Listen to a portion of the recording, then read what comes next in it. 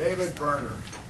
Now there's a name that most of us recognize, and I dare say most of us recognize the voice as well. But we're privileged today to have the body in person. We remember David, I'm sure, from his years at CKNW and the David Berner Show, but his experience is much broader than that. He spent 10 years running addiction centers in British Columbia and in Manitoba, centers that provided services to drug addicts, alcoholics, and ex-convicts. Of course, he has had a long and illustrious career in show business, not only in radio, but also television, stage, and film.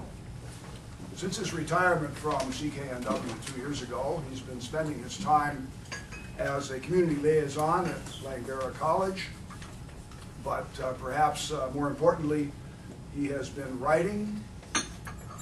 He's a regular contributor to local and provincial and, I suppose, national and international magazines and websites. And he has just completed a book on history and theory of the work that he did with addictive behavior in years past. This book is about to be published, but today we get a sneak preview. And so I'm happy to introduce David Berner, who will tell us the truth about addictions, how governments are wasting your money and helping no one.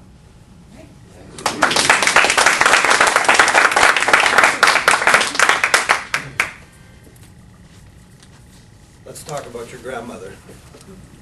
Your grandmother, whether she came from Guangzhou or Mumbai or Luxembourg or Cape Town or California, had difficulty getting here. In some cases, she wasn't allowed to be here. In some cases, when she got here, she had to pay a $500 head tax to be allowed into the country. Nevertheless, your grandmother made it. We are a nation of immigrants. What did your grandmother do since she arrived in Canada? Well, she's raised 2 generations of children. She's cleaned house. She's had a job, full or part-time. She's gone to church.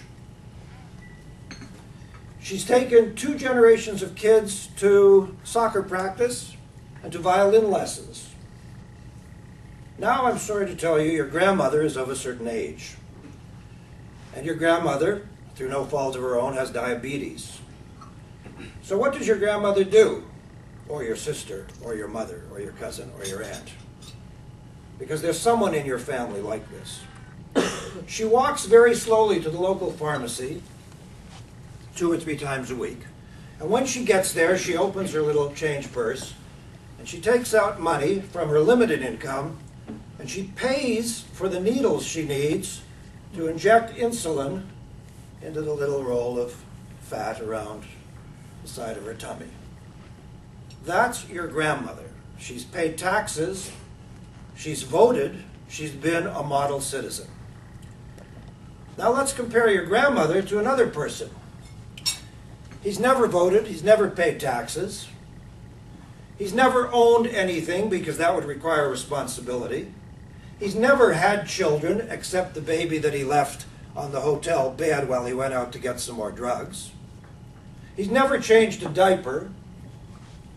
He's never done anything of any socially redeeming nature. But he gets free needles because he's a heroin addict and we care about him. And I ask you, what kind of culture are we living in? How wrong have we become? How mistaken have we become in our values?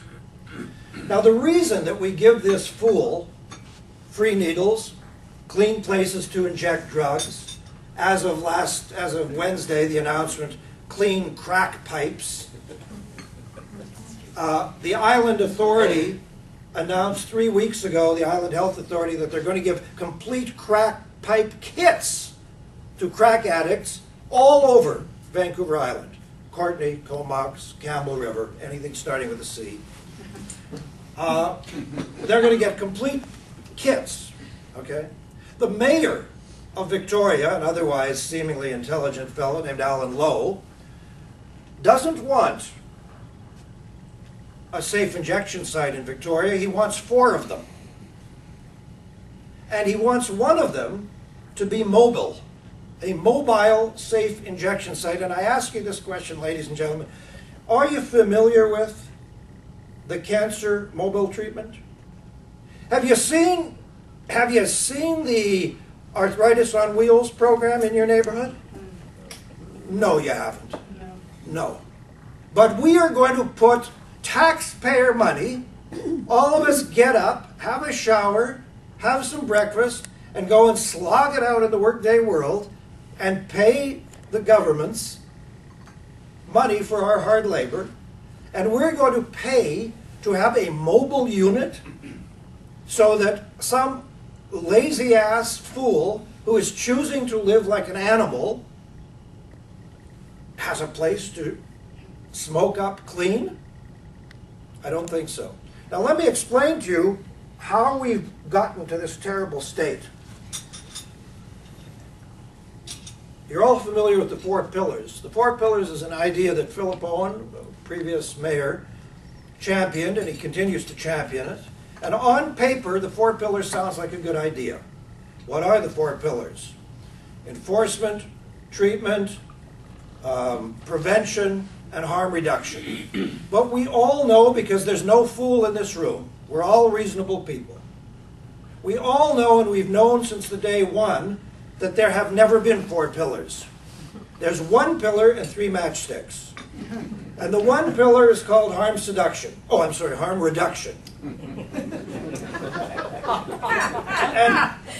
harm reduction is all of these programs: free needles, free heroin, substitute drugs, free crack pipes, free everything. If you read my column in this morning's Province, you'll see the first line says, "Would you knowingly cross the street to give a drunk a clean shot glass?" No, you wouldn't.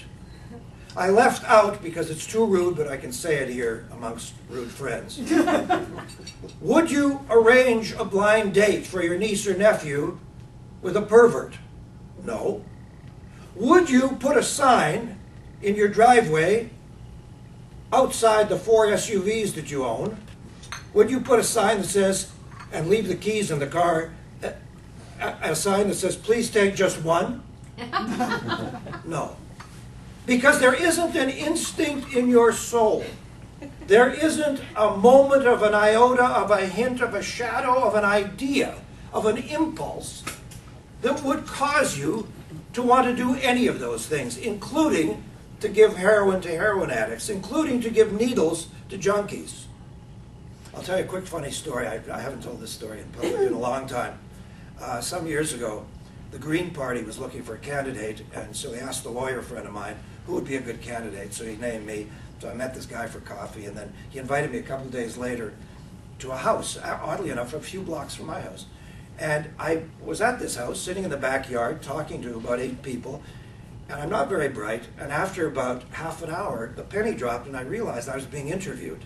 I didn't realize this was an interview. They were interviewing me to see if I'd be a good candidate. So at one point, the guy, the lawyer who had interviewed me originally, said, "I'm not sure I'm comfortable with what you're saying." And I said, "What is it? What's the matter?" Because they were asking me about the downtown east side, and I was talking about dope fiends. And he said, "Well, it's not so much what you're saying, it's the way you're saying it."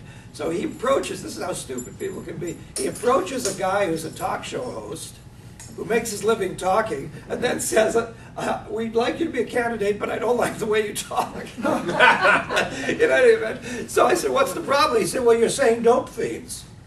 I said, "Yeah? What's the problem? Dope fiends shoot dope, drunks drink. That's what people do. Car drivers drive cars. What's the problem?" Okay. Well, it's rude.